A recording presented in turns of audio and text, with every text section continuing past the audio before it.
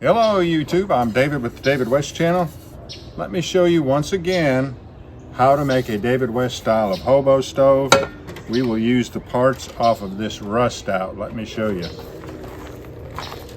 And it's common for this side of the stove to fail because every time I have a fire, I turn this vent area towards the wind, so this side over here is always getting blasted with heat. So I could keep these stoves put up and you know, they would last for several years, but I like for them to be in the background of my videos. I like to make these stoves.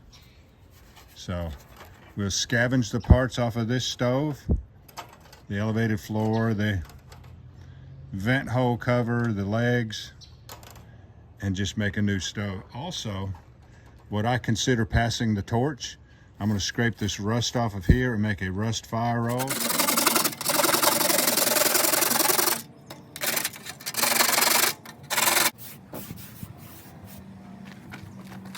I'm going to crush that rust up, make it as small as possible. But that goes for anything that you fill a cotton fire roll with. You want the filler to be as small as possible.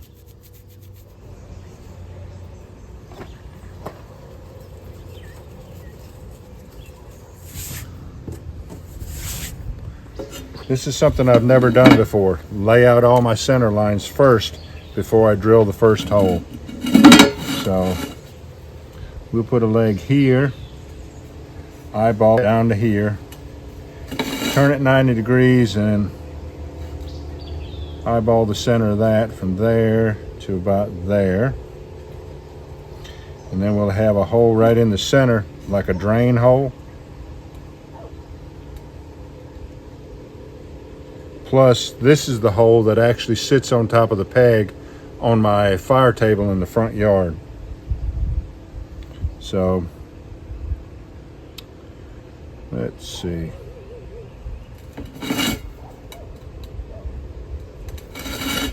The next thing I want to lay out is the feed hole opening. Since I'm going to reuse this, and see, my opening needs to be about right here, right in that groove.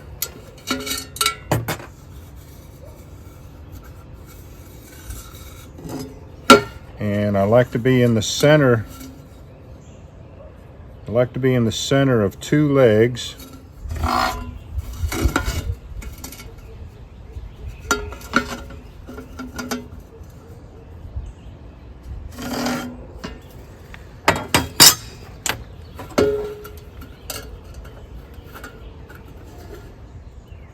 Right here.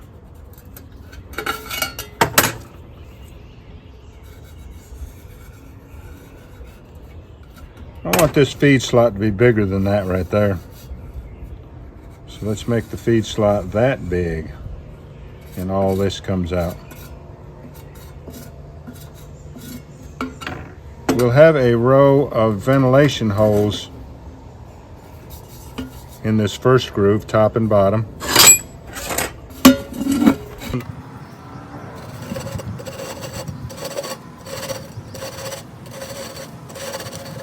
There. And here.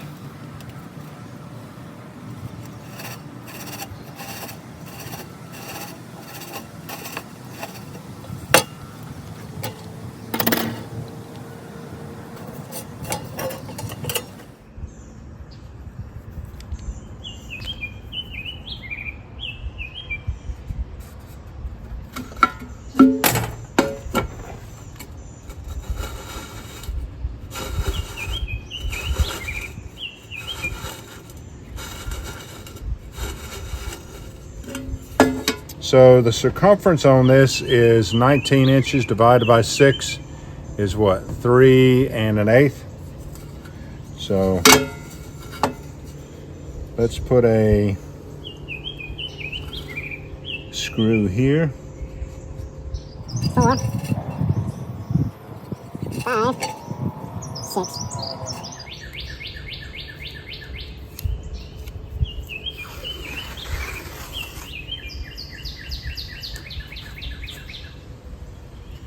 Actually, the holes should be, for a 19-inch circumference, should be a little bit less than 1 9/16 apart. Let's just go with 1.5 inches.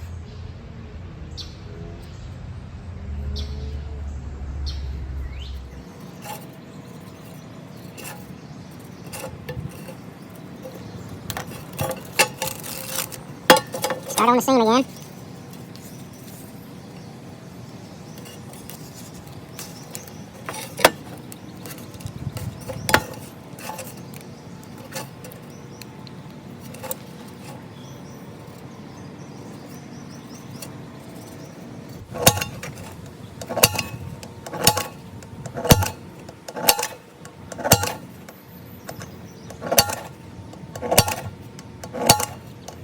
Because I like to get these holes, these legs, as close to the outside walls as possible, I have to do it up on top of this ridge. And that ridge sort of needs to be crushed down a little bit flatter than what it is. So we'll go back to the old style center punch and crush them down a little bit.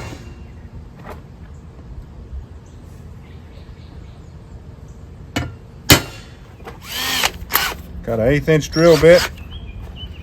We'll drill some pilot holes first.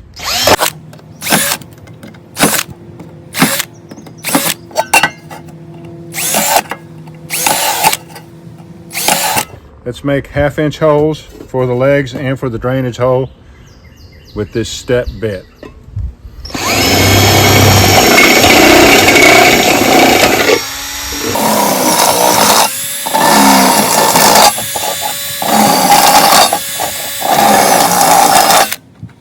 Now we'll make some 3/4 inch holes so that my tin snips can get in here and cut out this feed slot.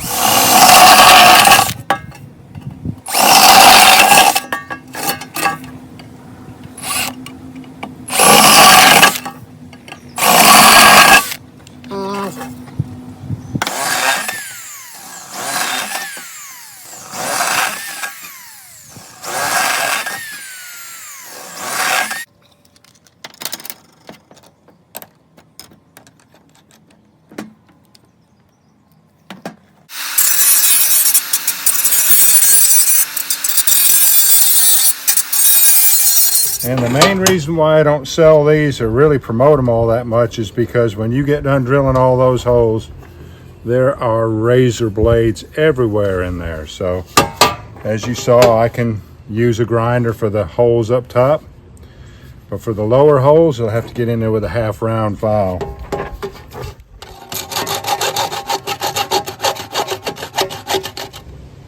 Top and bottom vent holes. Clearance holes that I can get my tin snips in there to cut out that feed slot. 6 holes for the screws that's going to support the elevated floor. 4 leg holes and a drain hole. Let's go ahead and cut this out.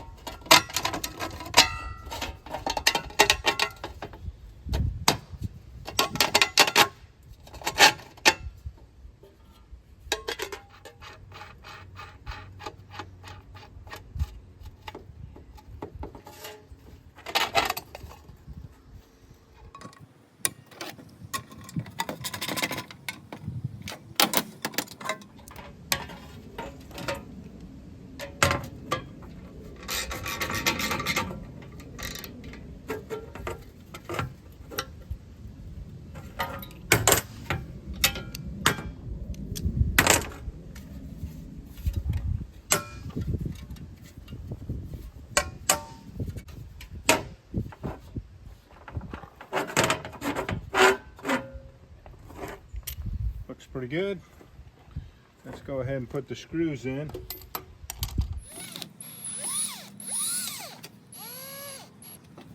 Don't use a drill to run these screws in if you don't have a good touch with it. It's very easy to strip these screws out if you're not careful.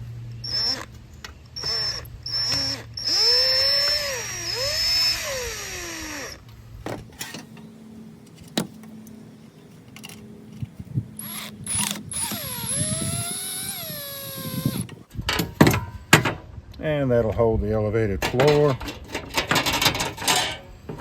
Let's see if we got our feed hole cover figured properly to cover the entire slot. And we did. Looks pretty good.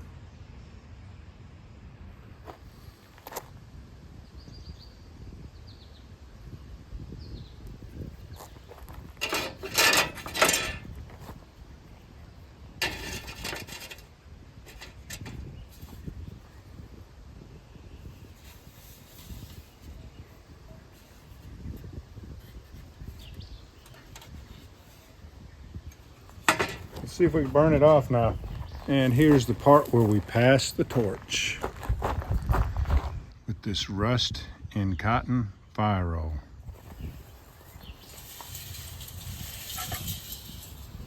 Loblolly pine needles.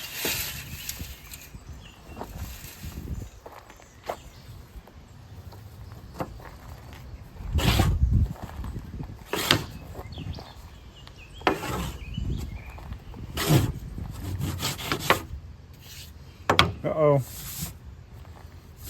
Usually don't have problems with a rust fire roll.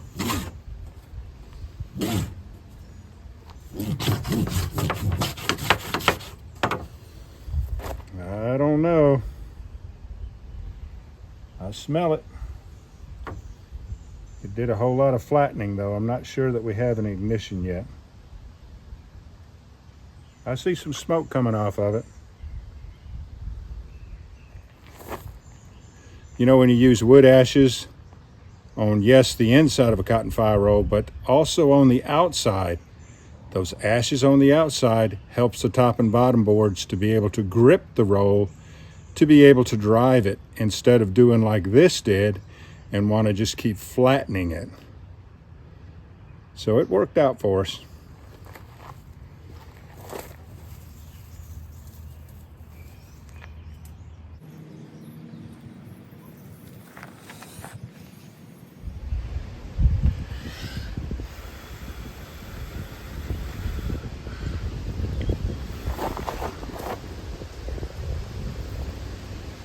All right, y'all, do me a favor.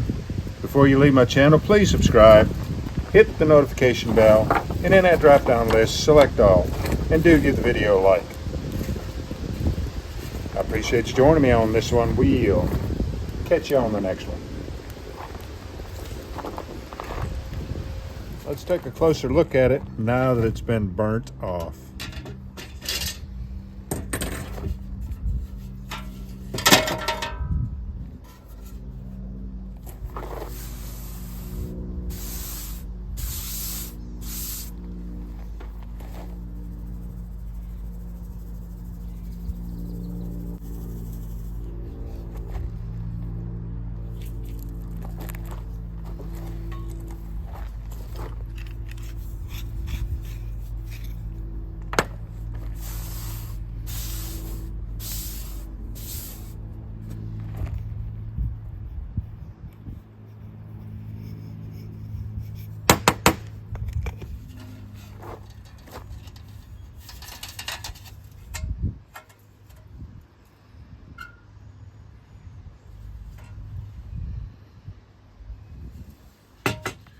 Notice how the elevated floor keeps the bottom of the stove from getting very hot.